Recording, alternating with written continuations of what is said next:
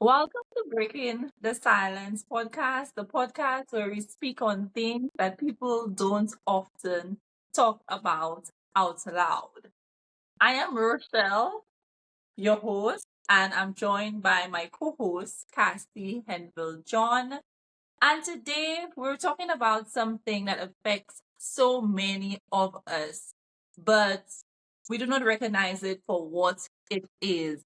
Today we're talking about confidence, we're talking about communication, and we're talking about the things that people go through that tries to silence their voices.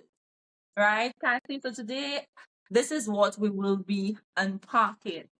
I'm sure viewers, there have been times in your life where you wanted to express yourself, but there is this inner voice that keeps telling you to, just be quiet. And that could be for several reasons, whether it be rejection, criticism, life experiences where you will constantly shut down. So today we're joined by Ruth Ward, a speech strategist. And Ruth, welcome to Breaking the Silence podcast. We're so excited to have you on board. But we want the viewers to hear it directly from you, right? So tell us a little about yourself. Tell us what you do and what led you into the work that you're doing today. Absolutely. Thank you, ladies, for having me. I am thrilled to be able to have this conversation because it's, like you said, it's one that often people won't speak about, but it internally bothers them for a very long time. And for the most part, it impacts their performance, especially in the workplace.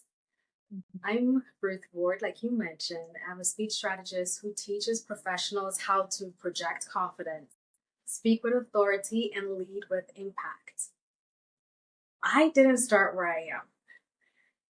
Years ago, when I started in public accounting, I found myself being very exciting and eager to do the work. Technically, I wanted to study hard, I wanted to make the best impression and do quality work. And somewhere along the lines, the company made a shift in the way in which they view leaders. And one of that shift was their ability to communicate. And now I found myself going from a place of being in the room as a new associate and not wanting to speak up. Mhm. I have been there. I went from having to speak to the partners or controllers or executives at companies. And in my mind, thinking that I was the most junior person, I struggled to speak up. There was even a moment when I had a very new, well thought, high in demand performing director who started a team that I did. And she one day she walked past me, she was talking, and she's like, "Hey, how you doing?" And my response was, and she said, "Cat got your tongue." Right. And the moment I was like, "What in the world? Like, where was my voice in that moment?" Mhm. And so over the years, I developed my public speaking skills, developed my communication skills. But as I grew in my profession, I started to look back and notice that there are so many people who also struggle to do the same. And in some cases, it impacts their ability to move further along in their leadership roles. And so, after a lot of harassment, I would say, from people who were, "Ruth, you're doing such a great job. You really need to take this public." And I was like, well, it's a little thing that I do on the side. Like, I love working and helping people. But I really stepped into this role because I really believe that the information that I've learned can help someone get over that moment that they can't speak, that Mhm. moment where they want to share what they have to say, but there's that internal dialogue inside. And giving them having that conversation with them that oftentimes no one's in the room telling them, hey, this is a problem you need to address. Right. I can definitely relate to everything that you said because I once worked in public accounting as well. Not And as I moved up the ladder, I had to be more vocal. I had to, contribute in meetings. And I was always the introverted one. Everybody would say, oh, Rochelle is the quiet one. So every time we would move around the table, when it was my turn, my heart would be pounding and my mind would go blank. And I'm like, Rochelle, why can't you just be relaxed and express yourself the way you would with, with your friends, right, and everybody else? So I definitely can relate to what you said, and it is something that I am still learning. So this conversation, I'm taking down my notes because I definitely need to improve on my speaking skills. I have a question for you. Absolutely. So you mentioned that internal dialogue, and just like what Rochelle said, her heart is beating fast. Like it sounds like it's something that's happening internally. But my question is it something created by the person, or is it something that happens when they've been criticized a lot or maybe interrupted many times when trying to use their voice, or um, they've experienced rejection? Is it something like a result of um, those outside things, or is it just completely an internal dialogue? I love that question. I often say that the most important message that we give is the one that we tell ourselves. And Mm. somewhere along the line, there was an event or an experience where we created a story around that moment, and it became the reason why we now going forward respond the way that we do. Mm. So for me, I realized that it was difficult for me to speak up, especially when speaking with authority, because growing up, I was called on, or the teacher will call on someone in the classroom to speak. And in that moment, I wanted to have the right answer. Because as a child, I didn't want to raise my hand or be called on, and I wasn't fully sure what I was going to say, Mhm. or I didn't have the right answer. I doubted my ability to answer it correctly.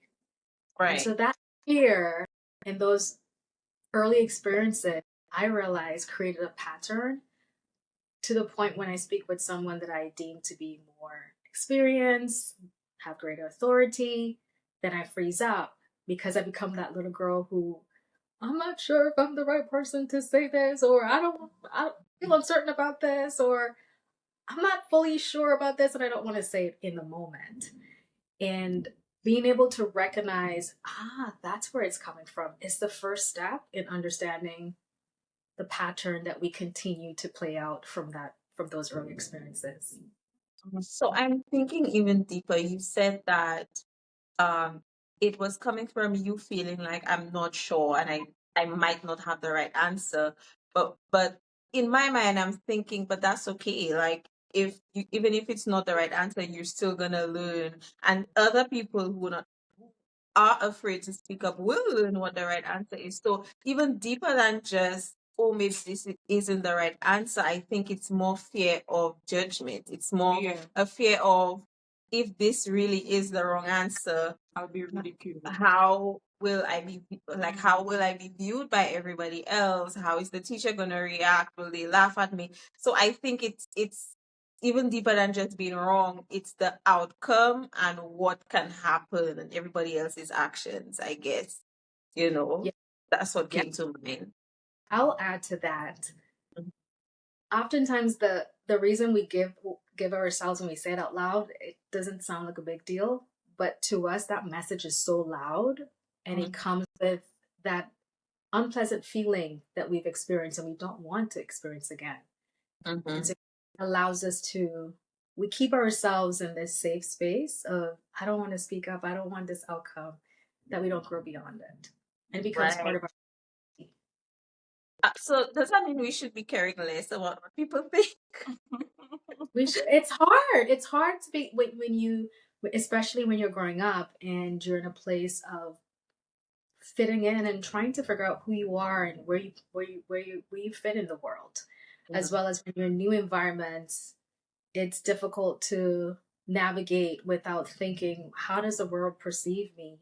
And oftentimes it's easier to fit in and blend in versus to stick out like a sore thumb and potentially pave the path on your own until people join you. But that in itself creates such a huge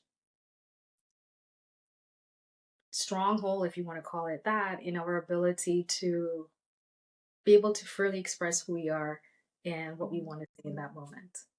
Ruth, I want to speak on confidence because a lot of persons think that you have to be confident for you to be a good or a great speaker. When we say the word confidence, like what is your definition of confidence and how does confidence tie in with your ability to be a good speaker? Confidence often comes from your ability to trust that you can perform a task or someone has the ability to perform that task in the moment. And that's usually based on past experience. So let's use an example. If I wanted to swim, which I recently learned how to swim, believe it or not, Oh, nice. if I'm if I'm new to swimming and I've never done anything close to it, I don't need confidence. What I need is courage. Mm. And here's the difference. Courage just requires me to show up. That's it. Do it.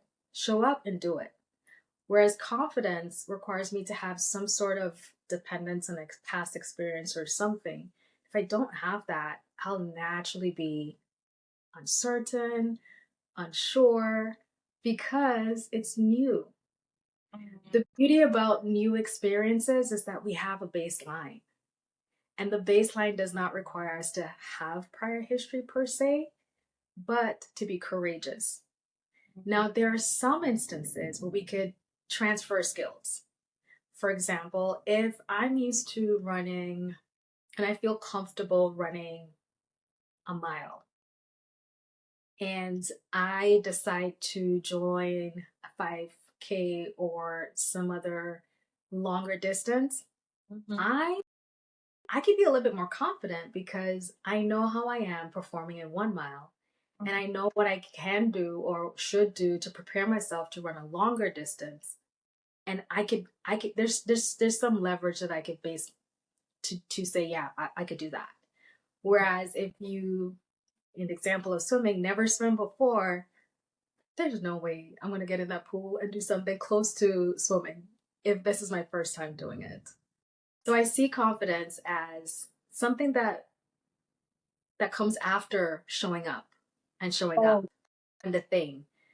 Mhm. And it builds history, it builds runway for you to then think, okay, I can learn how to kick now. Okay, I can do this. Oh, I'm building. I'm getting more trust in my ability to perform this particular task.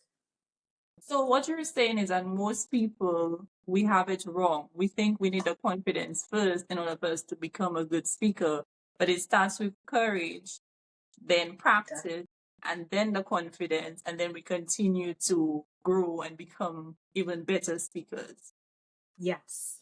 Okay, Yeah. that's something that I'm learning today because I thought it had to be the other way around. That's very interesting. Yes. You know what I find interesting as well? When you said confidence, it's connected to your past experiences, right? I thought about a baby or a young child who hasn't had that many experiences yet, who would just do something that you'd be like, no, no, no, like you, it's like they seem to be so courageous and have so much confidence, right? But is it connected to the fact that they haven't had a negative experience? Like they haven't had that negative experience, that's why they have the courage or the confidence to complete the act. Let's say swimming. You mentioned swimming, right? Mm. When my daughter was younger and I would bring her to the beach, she would just run in, not knowing how to swim, not caring, like it didn't even process to her. It's just, oh wow, look at this thing, let me go, right? Let me just do it. So is it because she does not have an experience to draw from, so she's not afraid, or she doesn't have issues with confidence. So I think confidence and courage tend to look similar. Yeah. It looks like bravery. Mhm. The difference is, do I have experience doing this or not? Because that's where the trust comes in. And so if you look at the definition of courage, it's facing a scenario, whether it's harmful or dangerous or it invokes fear, and going straight at it without wavering. Mhm. The beautiful thing about courage, all it requires for you to do is show up and do the thing. It doesn't Right. hold an outcome. It, it's, I see the water, I'm going to jump in. That's Mhm. courage. And Mhm. kids, yes, they don't have a bad experience Mhm. yet Mhm. to then gauge whether this is something that they should do or not. However, if that child, for instance, had a bad experience, for some people who have, where they feel like they were drowning, all of a sudden going forward, they don't they don't face that particular scenario the same way. There's hesitation, there's crying, there's a bit more Mhm. resistance because their past experience says, hey, you can't run the same way that you did the first time when you had no clue what this was. And Mhm. so I think it's important. It is important to distinguish that in new environments, it's really courage that we say it's confidence because it looks the same way. But if it's new and someone's doing it for the first time, they're really exhibiting courage. From what I've learned is that everybody has that level of anxiety or nervousness when it comes to public speaking, right? But so what I'm saying is that the way you feel when you get on that stage, maybe presenting to 1,000 people, may not necessarily be because of a lived experience where you were probably shut down, ridiculed, and and so on. It's just natural for you to be nervous. So how do you turn those nerves into authority? As I said earlier, your heart is racing, your palms are sweating, your thoughts are racing. How do you turn those nerves into authority and you walk up on that stage and you speak confidently? I need the tips. Absolutely. Now, I want us to take a step back. Everyone's starting at different points. For some Mhm. people, speaking to a room full of individuals is a piece of cake. Walk in the park. I can do that. No big deal. For others, it's terrifying. Either scenario presents the opportunity to be nervous. Some of your well known speakers and individuals that you see, even in your environment, who are standing up and speaking to others, sometimes there's nerves. I still get nervous. Like my goosebumps happen. For me, I have all this energy and jitters. And it's a matter of how do I address the adrenaline that's going through my body. So whether you're speaking for the first time or have spoken to people many times, the nerves will be there. Now, for those who aren't used to speaking in front of many people, I would say go back to taking the courageous steps, one bit at a time, doing small, taking advantage of small moments to build up the confidence to then work larger rooms and speak to larger people with a bit more ease. It makes it a little bit more easier when you Mm. build that experience. When it comes to speaking on stage, then it comes then we come down to nerve management. It's the body have all the energy. We negatively look at it as nervousness, but we could positively look at it as an excitement. Mhm. So if we shift our mind to thinking, oh my goodness, our body is ready, this is it. And the outcome, we look forward to a positive outlook, it helps then release the energy through your body in a positive light versus, oh my goodness, people would think of me this way. I don't want to go up because the nerves will be there. It's how we navigate the energy, the strength of all of this adrenaline that's in your body. I feel like a lot of us can feel that we need to be ready before we do something. Like it becomes a trap and a cycle where, oh no, I'm not ready yet. So we just never do it. Can you walk us through breaking that cycle of Ab- always feeling I have to be ready, so I cannot do it yet? there's an expectation that we carry that we want to control the outcome. We want to look and perform the best that we can. And the more that we release ourselves of the outcome and doing our part and showing up, we find ourselves less willing to talk ourselves out of those moments and opportunities. Mm. And it goes back to let's look at it as being courageous. When you do the thing, how about doing it in a way that's imperfect, but you get to complete it? But the next step is where you get to perfect it. Mm. I love this. I love this. And I'm a recovering perfectionist. And I understand, growing up, there's a lot of messaging around doing the best that you can, going all the way, and achievement, achievement, achievement. And it has its place, but sometimes that messaging could cripple us from getting something done. And so the message that I tell myself often when I'm doing something is it good enough? Because my expectation for excellence could be this high, but if it's not required to execute this way and you could get the job done this way and the outcome is the same, release, it's okay. Next time when you have the opportunity and you want to do a little bit more, sure. But in this moment, what does it really call for? I like that it's connected to what you're telling yourself. Like it's connected to your thoughts, what you think of yourself, what you're constantly telling yourself. It seems like that's really where it starts. It's the message that you tell yourself. And we start with ourselves because this is who we present to the world. This is how we engage and connect with people in the world. And even if we're not using this part of it, this part of it still drives how we show up. For example, if I'm doing this,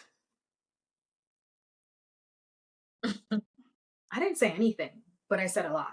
Yeah, your expression did. And you could probably infer what I was probably communicating based on how my body showed up. I'll give you this example. I was reviewing a speaker, and he walked up, presented his speech. It was beautiful. I loved it. I enjoyed it. I provided the comments to him, but I remember pulling him aside and say, "Hey, I noticed when you walked up, your shoulders were slouched. You walked up like," and he pulled his shoulder back and then started. I was like, "What was that?" And he was like, "I just wanted to get it over with." I was like, Mhm. "I could tell." And oftentimes we forget that our body is running on the information that our mind tells us.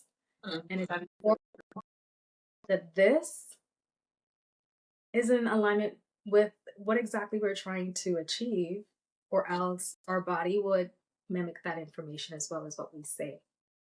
Okay. So, Ruth, when persons come to you, how do you assess like what stage they're at? How much work that needs to be done with them? Like what are some of the questions you ask? What are some of the things that you analyze? Um, like what are some of the qualities of a good speaker? I think of we focus on three different stages. First, where's their comfort level in speaking in front of others? Because many people are stuck in the I'm terrified speaking in front of individuals. And so there's that internal work that needs to be done to build that courage. But That you say you sorry to interrupt, but you say internal work to build the courage. But how do we do that internal work? Like I want you to break it down like you're speaking to a 5-year old because I am taking notes because it's something that I still struggle with and I want to get better at it. So let's say, for example, I am a terrible speaker. I have no experience. I just have that fear that I cannot do it. So I've walked into your office and and I've said to you, Ruth, I really need to improve on my speaking skills. Where should I start? Yes, I have to look internally, but like I'm just trying to wrap my mind around like what exactly do I have to do? So you want actionable steps. Right. You want step one, step Step two, two, step step three. drink water first.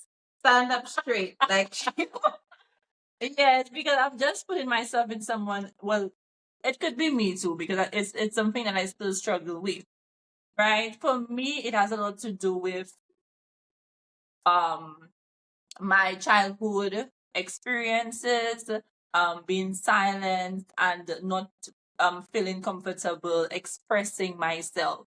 So I went through all my schooling, and that was what was basically controlling me. Like I cannot speak up, I cannot express myself. I could have had the best ideas, but I'll be like, no, maybe somebody else has a better idea. Or I would almost raise my hand, but I would bring it back down. There's just that fear. So for somebody who's going through that, like where do they start?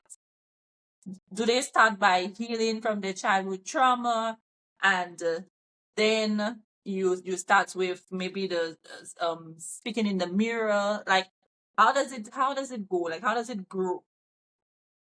Yeah, so we go to the confidence courage gap. Where are they there? And in that category, we look at helping them understand where that fear is coming from, Mm. help rewrite that story, and then walking in the power. That's where you take action. Mm. Part of that is your level of commitment as well.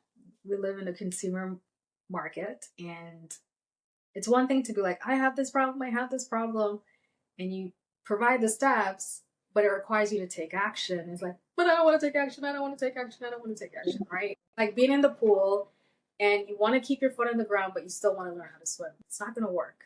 So your level of commitment is important, and following those three steps, it's really it starts with you, right? I could tell you all the tips in the world, but if it's not that internal click that I'm gonna go gun ho, I'm gonna do the thing, I'm gonna understand it, rewrite my story, and then take action so that I could build the courage so that I get more comfortable. Once you're comfortable speaking in front of others, the next stage is your presentation mastery. This is where you present. How Mhm. good are you at coming up with your context, establishing that? How good are you at defining like a really good structure to your speech? How good are you at connecting with your audience? Mhm. Those are there's four epic points that I lay out for individuals to focus on because everyone could speak. Some people present, but when you want to present in a way that connects with your audience, you need to understand your audience. You need to be able to speak in a way that naturally engages them, something that they're interested in. And while you're doing that, it's like, how is my body showing up? This is where your body gestures come into play. Are they in alignment or are they saying something else? And so we work on presentation mastery next because that's where most people show up, in, especially in a professional environment, or even if you're in organizations where you're called up to speak. That's the part that you could have a significant impact in other people's lives based on how you show up as a speaker. And then we get into where you lead with authority. Depending on where you are in your work environment, workspace, how do I now communicate day to day in my leadership role in a way that I can motivate others to take action, where I'm taken seriously and people aren't like, oh my goodness, I'm not going to listen to her. How do I speak concisely so that my point is brought across, especially when I'm speaking to a senior leader, that I can connect and understand their language and be effective and they could rely on me as a leader.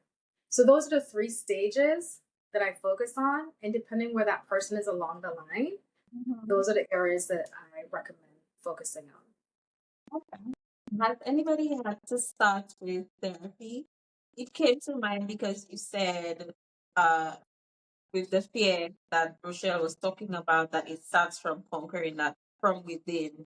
And I would imagine there are some people who probably feel like conquering that fear on their own has not been working for them.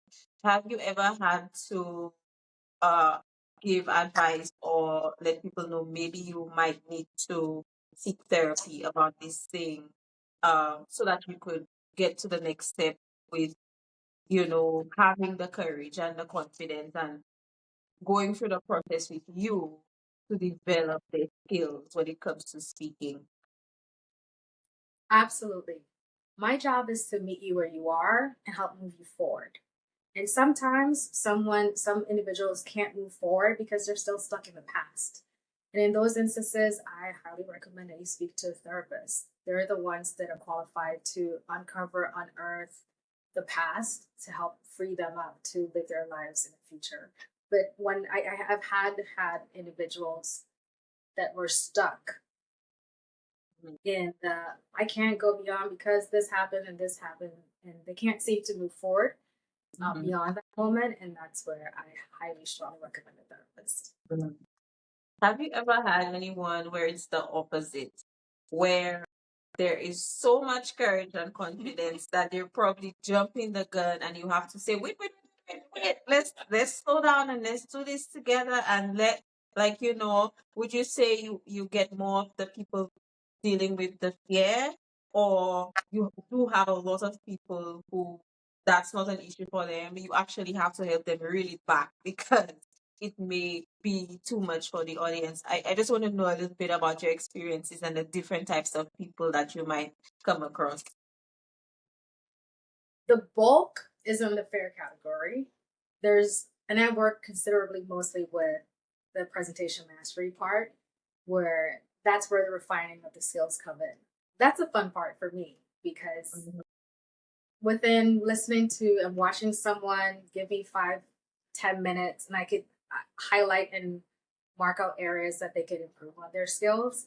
And what I found fascinating, it's I think people are surprised because they're like, this is a tough person.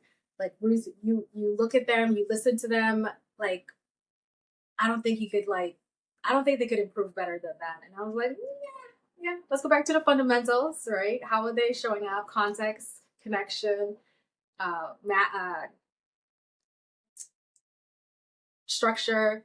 And there's something along the lines. I was working with a seasoned speaker, been doing this for a long time.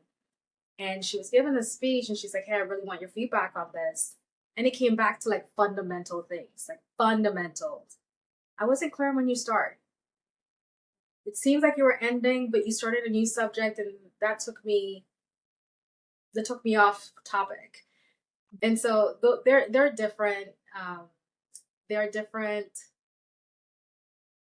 scenarios that Mhm. play out. I think it's very important to focus on that individual. And I could tell usually coming in, talking with them, that this is an area that they need to build up first before they even start to focus on how they present. And if they want to just focus on how they present, sure. But I do the best that I can to identify this is an area that you need to also build up as well. Mhm. I want to understand the connection between communication and leadership because persons have different what's the word? Communication style. Commu- Not communication, personality traits. Right? People have different personality traits. Some persons are naturally introverted, extroverted. So do you have to be like a charismatic leader for you to be considered uh a great leader, or can an introverted person that has the nerves still walk in authority? Like, people are different, right? And I feel like in the workplace, a lot of persons are judged based on their ability to speak, but I don't think that alone should um like determine whether the person is a good worker or not. You find in the workplace sometimes persons don't get promoted because they're deemed the quiet one when they're doing excellent in other tasks. It's just that, and perhaps they can speak well, but because of their nature and their personality trait, they tend to shy away from conversations. You would only hear from them when they're asked a question. But I feel like that is unfair because that person should still be promoted despite them not being, at the forefront. So I just wanted to understand, like, do you have to be a great communicator for you to be a great leader? Absolutely. One of the highly prized skill that people look for to determine if someone's ready to lead is their ability to communicate. Your skills shift the moment you start to now lead others. That requires different skills than just being technically sound. Let's go back to the initial example that I provided. When I first started the firm, technical expertise was the focus. And I Mm, wanted to do the best that I can, work hard, give really good work. And somewhere along the line, I think perhaps a year or two in, the model changed, where your assessment is now based on multiple things, including your ability to lead. And what happened is that I was in a meeting and we were talking to executives at a private equity firm and conducting inquiries. And my senior was in the room, I was in the room, and naturally I thought, here's where I'm just going to write my notes and be a good note taker. And I was, but my senior turned to me and asked me, Ruth, do you have any questions? And I thought, what did me? But that moment taught me that even though I was in that room, that moment told me that in that room, even though I was the most junior person, I needed to be ready to provide value. And mm, it didn't matter how senior that individual was, that I had a perspective worth sharing. And so when it comes to communication, when it comes to leadership, you go from doing your own work, maybe managing one or two people, but now leading more individuals. And what that requires is your ability to communicate to different levels, understand different needs, and still be able to get the work done. mm, Does the person have to be charismatic? No. But as long as you understand yourself, how you operate as a leader, understand the needs of the different stakeholders that you communicate with, then you could intelligently craft and reframe your message in a way that each person feels empowered, each person feels that you understand the demands and the need, and they can trust you. And that's something that oftentimes people don't think about when they're considered for leadership. I'll add this one other story, and I've had multiple examples of these, but I met this gentleman. He was technically sound. You asked him one question, and he could rattle off all the details. I was very impressed with his knowledge and skills. There was a role that opened up above him, and I naturally thought, yeah, he's going to be the person who's going to fill that role. And in a meeting I heard with senior leaders, just in close proximity, someone mentioned, what about him? And they're like, no. One of the things that they highlighted is his communication, his leadership communication. At a certain point, you go from giving all the details to telling me exactly what matters, what I need to hear, so I can make the decisions that I need to make. And even that one skill, many people aren't taught to make that adjustment to to so that they could be suitable for leadership roles. I find that very interesting. And when I think about places where I've worked, I agree with you that being a leader and being able to communicate effectively is one of the most important things because I've worked in places where we would have the skill, but for some reason things just would not work. And it would usually be about communication issues because the people that were put in the position to lead were not great communicators. And I mean, I don't really think it's any fault of theirs. I think they just didn't have the knowledge or the understanding that that is a requirement to lead. I think people think once you're really good at this thing, like being a teacher, just because you're brilliant at math doesn't mean you can actually teach somebody else the math. You can get A plus plus plus plus, but if this other person cannot understand what you're telling them, if nobody else can, then you're not a good teacher. I feel there's oftentimes a disconnect to where we're just looking for, oh, this person is a great engineer or great this or great that, and they give them a team, and then it falls apart, and they're stuck wondering what happened or why. And it's usually that missing piece is, are you able to lead these people and help them feel safe and help them feel like, oh, I can follow you. I see your direction. I see the goal. Okay, let's do it. Can you encourage them? Can you keep them motivated? It's more than just having a skill. And we forget we are human beings. You're dealing with human beings. Why do we fall into this structure or this thinking of, oh, it's just about the work. Oh, it's just about the work. And then there's always drama. It's because you cannot separate the two so drastically when you're dealing with human beings. You have to learn how to manage both. You have to learn, you have to be relatable. This is another person. They came from home, probably had a bad morning.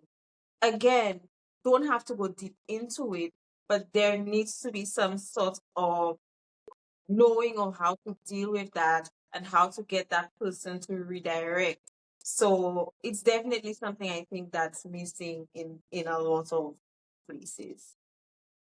And unfortunately, it's a skill that is not often taught or Mm. individuals aren't aware Mm. until they find themselves in a position where they can't explain why they can't move forward, or their roles and responsibilities shift, and all of a sudden, oh, I have to be in front of people, I have to do this, and they're terrified, and it started to diminish their credibility. Because if you're in front of people and you're like, yeah, you get what I mean, right? And you're disconnected when communicating with them, they might think you're good, but you're not the person that comes up on their radar in terms of being that visible individual that they could go to who clearly communicate challenges, updates, demand, changes, all of those things that we typically lean on a leader to communicate. Yeah, and I think it's not only being a leader. You have to be a good communicator. It could just be your peer, like somebody on the same level with you. Like so many issues can be prevented if people just, they are able to better communicate. Hey, I'm already getting this done, so can you work on this so that we can meet the deadlines? And I say simple things like that that can, make us be more efficient. So it's not only about being a leader or, being someone superior, but just basic communication throughout the organization. I think that helps a great deal. Absolutely. I want to bring us to the heart of this conversation. So there may be someone viewing or listening right now, and that person feels like they've lost their voice. They remember being more expressive, they remember having dreams, they remember being or believing in themselves, sorry. And somewhere along the way, life happened, rejection happened, disappointment happened. So, Ruth, can somebody find their voice again, having gone through that period where they once, had their voice, but it's so difficult for them to get their voice back? Can somebody find their voice again? I believe they can. Your voice is always with you, Mm. and your decision to share it or not is where the power lies. And I think about moments of rejection, moments of difficulty or challenges or fears, and we allow those moments to be bigger than the value that we provide. Mm. And oftentimes, those very moments are the centerpiece of the message that others need to hear. All of our, what makes a great story or an inspiring message is one of those where you went through a hard time and you tell others the path that you took to get to where you are. And it's part of the human experience that life is not always up there. You have moments where you're in a valley. Sometimes it lasts longer than we ever planned or anticipate. But the valley provides rich, fertile information and message to help you as an individual while you climb up and find a safety to share your voice. Yeah. So to the person who allow life to quiet them, your voice is still there. They need to take the noise off and find safety first within themselves, to trust that the message that they have matters. Their experiences matters, and that they own that. Not everyone has a nice and dandy message or experience, and that's okay. Whatever that is for you, take the power in owning that. I remember when I was younger, my friend would tease. We would be at the beach or going at the pool, and they'd be like, "Ruth can't swim." And I was like, okay, yeah, I know that. Next. But what I did in that moment was take ownership of my story. I knew that. So you can't shame me for what I know. And it may not be swimming, it might be something that the society think is like the worst detrimental decision that you'd make. Okay, I own that. It's part of my story. I can't change it. What I can do now is start living in the comma, is what I like to think of it. So when we think about sentences, usually ends in a period. When we provide comma, we allow for more information to fit. So whatever that story is, like when I was younger, I didn't learn how to swim. I did not know how to swim. Comma. But now I'm a whole person. Watch me. Yeah. And so I would tell that person, take ownership of your story, find safety in sharing your message, and it reduces the shame. And then understand yourself. Get to know yourself. And understanding who you are, it helps you to clearly to determine where your value lies. If you're not charismatic and loud and you're more quiet, then that's who you are. Yeah. If part of the story is you did track when you were younger, well, you're athletic, you enjoy the outdoors, that's part of your story. And everyone has an experience that others can relate to. And so when you understand yourself and you know the value in that message, then it'll be easy for people who have similar message who can be encouraged, motivated, or inspired by you sharing your story. Yeah. It's not the end. There's a comma, and we could change how the rest of the story looks like. I feel like people need to be okay to be real. That's what I think. When you were talking about the valleys, I feel like a lot of people pretend that the valleys didn't happen or they're not there or they try to hide it because of some image they're creating. Just be real. Like, I think that being who you are, when you don't be who you are, you're depriving people of learning what they need to learn, of a different perspective that they needed to hear to help them, of the gifts that you have to share with the world. Be real. Why are we so afraid to be real? Just be like, let's normalize being real.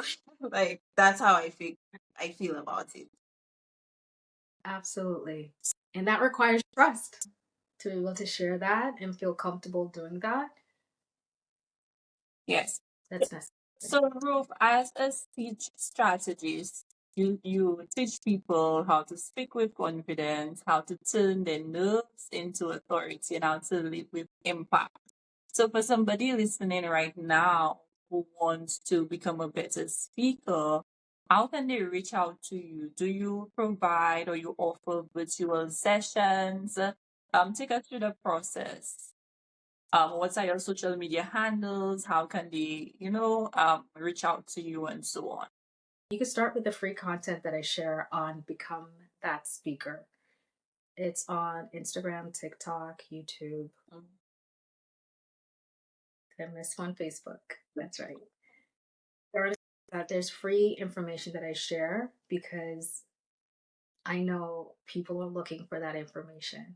And you can find a plethora of topics that I discuss around courage versus confidence when you have nerves and you want to strengthen that and show up in meetings, getting ready for meetings, presentations, or your leadership communication. That information is available. I also have a free guide, communication hacks guide, where I outline 5 things that individuals tend to struggle with that people aren't telling them. And I also provide action steps that they could pick one and implement it. I could only do so much, but I We have to work well who made the decision, who are committed to move forward. I also have free ebook, not free, I have other ebooks and guides. One of them I recently released called Courage Unmuted. It was originally part of a circle, an intimate circle that I had of individuals who joined, share their experiences, where we take them to where's this fear coming from? How do we write this story and how to move forward? And so I made it available for purchase outside of the circle so that people could go through that journey on their own. Oh, Coming up, I have Definitely send us the link. there. When do we need It has prompts. There's prompts in there for you to reflect, write down, and walk through. And all of this is linked with each platform. There's a link to access these different tools. You could also go to the website, Become That Speaker, and you'll find the resources there as well. I strongly recommend people to join my email listing. If you sign up for one of the free guides, you automatically get added to the email listing. And I usually disclose things there first before sharing out to the public because I want to work with people who are ready to make that step and who are committed to become and not just dreaming of it, but doing the work. Right. And so I have a workshop coming up specifically to address being courageous and not allowing your fear to choke you and hold you back from going forward. It's intended to highlight who you are, what you carry, what different chains are holding you back, and how can you rewrite that story so that that no longer be your story of I'm terrified, I'm nervous, I can't do public speaking. These are all period statements that we walk around with. We need to add the comma and change that story going forward. Also, I am revamping my coaching program for those who want leadership communication one-on-one coaching. Those are for those who find themselves in leadership roles, but they don't feel seen and viewed as a leader in their workplace. They struggle with like speaking and leading teams, and they want to one-on-one work through how to improve that by focusing on themselves. Studying themselves, their environment, and then mapping out the plan of how to craft the communication necessary to work with different individuals. But everything, you think about becoming that speaker, that's different for a lot of people. And whatever your vision is, we start there. Because I might have something in mind, but you might have a different vision. But I want to make sure that whatever that is, we're taking you from there to where you want to. Okay, so I think one of the biggest takeaways or takeaway from this conversation was that you don't have to start with confidence because I always thought that you had to start with confidence. So that's something that is going to stick with me. Another takeaway is that you can do it. You can make a presentation, you can go on stage with the nerves. You can do it with the nerves. You don't have to wait until the nerves disappear because sometimes the nerves may never disappear. It's through the constant practice and exposure that you will become a better speaker. You can practice while you're imperfect. Some of us think that we have to be perfect before we start practicing or even put ourselves out there. We all have to start somewhere. And sometimes, if it means that you have to start from a place of imperfection, that's where we start. Do you have any important takeaways from this conversation? The biggest takeaway for me is the difference between courage and confidence. That's not something that I had even realized was a thing. And I think I might have been mistaking the two, um, and mistaking courage for confidence and vice versa. So that's the biggest takeaway for me, and something I will be paying a more attention, like closer attention to, um, and applying to my life and seeing those moments where, oh, that was a courage moment. That was just me saying, hey, I'm just gonna be real and do it because this this is this listen, if I want to get it done, I just have to do it. Sometimes you just have to do it. Like, I don't know. I guess it depends on what it is too. There are things that you're a little uncomfortable with that, okay, might have to take a step back from, but definitely I want to explore that a bit more, and see how it shows up in my life. Yeah. Okay. So, Rupa, thank you so much for joining us for this very important conversation. We've both learned a lot, and I'm sure the viewers too have learned a lot. It was a pleasure, having you. And thank you once again, and definitely stay in touch. So, this has been Breaking the Silence, where we speak on things people don't always speak about out loud. Until next time, bye.